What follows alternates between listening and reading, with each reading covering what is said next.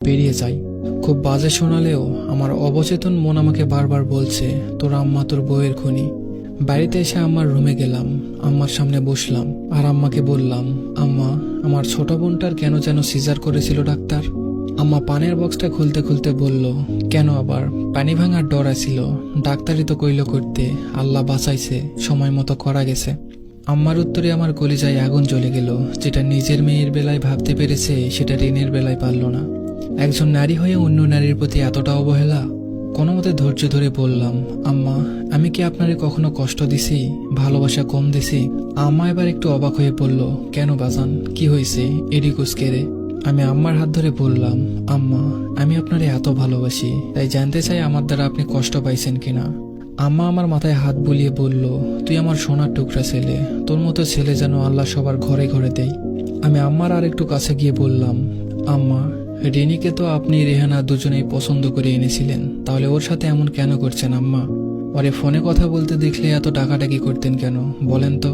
8 মাসের পথে মানুষটারে দিয়ে কেন ভারী কাজ করাইতেন? খাবার কেন কম দিতেন আম্মা? আমি কি টাকা কম দিতাম? লাগলে আমারে বলতেন, আমি না খাইয়া টাকা দিতাম।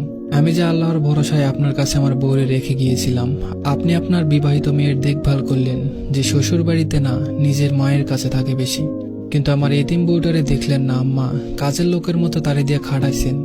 আগে না হয় নিজের ইচ্ছাই করত, কিন্তু যখন শরীর খারাপ হইল তখন কেন জোর করে করালেন আম্মা? আম্মা আমার হাত ছেড়ে দিয়ে চিৎকার করে বলল, মরার আগে এমন মিথ্যা কথা কইয়া গেছে আমার নামে, আল্লাহ আমারে তুমি উঠাই নাও, তুমি বিচার করো, কবরে আগুন জ্বলবো। আম্মার চিৎকারে বোনার ভাতিজিও ছুটে এলো। আমি বোনের দিকে তাকিয়ে বললাম, তোর সিজারের টাকা কে দিয়েছিল? আমি।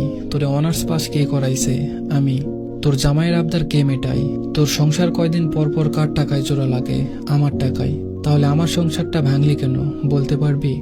বোন আমার হুঙ্কার ছেড়ে বলল, ও তুমি আমাকে বিচার করতে দেশে আইছো? তোমার বউ যে এত কুটটা আগে বুঝিনি, এত মিথ্যুক, ছি। আমি কিছুটা রেগে গিয়ে বললাম, মিথ্যুক তো তোরা, যত রকমের অমানসিক নির্যাতন করেছিস, এমনকি তুই তার গায়ে 2 দিন হাত তুলেছিস। আমার আম্মা সেটাকে আবার সঠিক রায় দিয়েছে, অথচ সে আমাকে কিছু বলল না। বোন এবার মস্করার সুরে বলল, ও তোমার ভালো বউ কিছু বলে নাই, তাহলে এগুলি এখন তোমার বউয়ের ভূত এসে বলে গেছে। ইচ্ছা হলো চর মেরে ওর দাঁতগুলা ভেঙে দেই। ওর বাচ্চাটা সামনে দাঁড়ানো, তাই নেহাত ছেড়ে দিলাম। রাগে কিরমির করতে করতে বললাম, নিজে না পড়ে তোকে পড়িয়েছি। তোর উচিত তোর জামাইয়ের অতিরিক্ত চাহিদায় নিজে ইনকাম করে মেটানো, যেহেতু নিজের পছন্দেই বিয়ে করেছিস। রেহানা বিলাপের সুরে বলল, নিজের আপন ভাই বোনকে এমন খোঁটা দিতে পারলো পরের বাড়ির মেয়ের জন্য? এমন দিনও আসলো আমার জীবনে। আমি আম্মাকে বললাম, আম্মা, আমি তো সিজারের জন্য টাকা দিয়েছিলাম আলাদা করে, তাহলে আপনি করাইতে চান নাই কেন?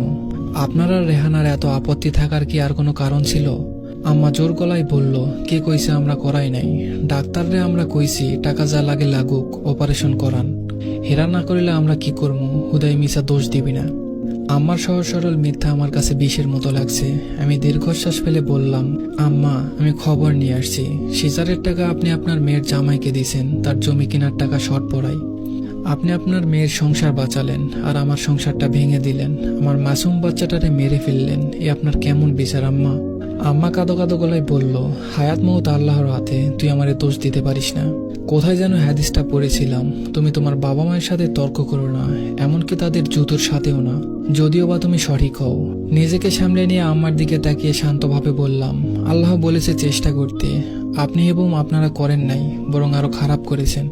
তারে তিলে তিলে শারীরিক মানসিক যন্ত্রণা দিয়ে মেরেছেন। সে যদি আমাকে নালিশ করত, তাহলে সত্য মিথ্যা মিশানোর সুযোগ ছিল, কিন্তু যে মানুষ নিজের সাথে কথা বলে তার মিথ্যা বলার দরকার হয় না। কথাটা বলে রুমে চলে আসলাম। অনেক প্রশ্ন, অনেক ইচ্ছা থাকা সত্ত্বেও বললাম না। মা বোন বিলাপ করছে, আশেপাশের মানুষ আমাকে বউ পাগল নিষ্ঠুরতম সন্তান হিসাবে জানছে। জানো, তাতে আমার কিছু যায় আসে না। ফ্লাইটের আগের দিন আম্মা আমাকে খেতে ডাকলো। এতদিন একসাথে না খেলেও আজকে খেলাম। খুব স্বাভাবিকভাবে আম্মাকে বললাম, আম্মা, কোনোদিন তো এয়ারপোর্টে যান নাই, এবার চাইলে যেতে পারেন। আমার সহজ স্বাভাবিক কথায় আম্মা খুশি হলেন। আমার দিকে চেয়ারটা একটু টেনে বলল, বাবা, আর একটা মাস থেকে যা, আমি তোর জন্য মেয়ে খুঁজতেছি, চিন্তা করিস না, ভালো মেয়েই আনমু। জীবন কি আর এমনি চলবে? আমি হাসলাম। আম্মার দিকে তাকিয়ে কিছু বললাম না।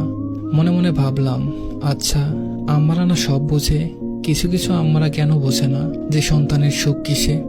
ইমিগ্রেশনে ঢোকার আগে আমি আম্মাকে জড়িয়ে ধরে কানের কাছে ফিসফিস করে বললাম, আম্মা, আপনি আমাকে সন্তান হারা করেছেন, আজকে থেকে আপনিও ছেলেহারা। এটা আপনার প্রতি আমার নীরব প্রতিবাদ।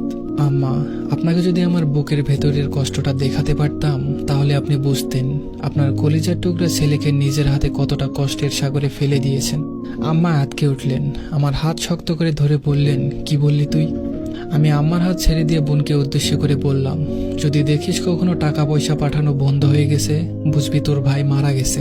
ততদিন আম্মা বেঁচে থাকলে আশা করি তুই তার দেখভাল করবি, এছাড়া তোদের টাকার কথা ভাবতে হবে না কখনো। দুকদম হেঁটেই পিছনে ফিরে তাকালাম। আমার প্রিয় আম্মা আমার জন্মদাত্রী হাউমাউ করে কাঁদছেন। পিছনে ফিরে গেলাম আবার। আম্মার দুহাতে চুমু খেয়ে বললাম, আম্মা, আমি আপনার থেকেও হতভাগা। আপনার সন্তান আপনার থেকে হারিয়ে গেলেও আপনাকে ভালোবাসবে, আর আমার সন্তান আমাকে চেনার আগে শোয়ার আগেই আমার থেকে হারিয়ে গেছে। আম্মা চিৎকার করে মাটিতে বসে পড়লেন। আমি যথাসম্ভব দ্রুত হাঁটতে লাগলাম। আর পিছনে ফিরে তাকানো যাবে না, পিছুটান বড্ড খারাপ জিনিস। ফ্লাইটে উঠে প্লেলিস্ট খুঁজে পুরনো গানটা খুঁজে বের করলাম, সময় উপযোগী গান। ছোটবেলায় আব্বা রেডিওতে একটা গান খুব বাজাতো, শিল্পী ইব্রাহিমের গান। বড় হয়ে ইউটিউবে খুঁজে বের করেছি। আমি গা এলিয়ে দিয়ে চোখ বুঝলাম, অল্প ভলিউমও বাজছে। আমার ভালোবাসা তোমার প্রতি রইল, চোখের আড়ালে চলে গেলেও আমি মনের আঙিনায় রইব। আমার ভালোবাসা তোমার প্রতি রইল। চোখ বুজে আমি আমার রেনিকে দেখতে পাই। খিলখিল করে হাসতে থাকা মেয়েটা আজকে হাসছে না, তার দু চোখ ভরা অভিমান, ভালোবাসার দৌড়ে পিছিয়ে থাকার অভিমান। এ অভিমান ভাঙাবো কেমনে? ধন্যবাদ সবাইকে।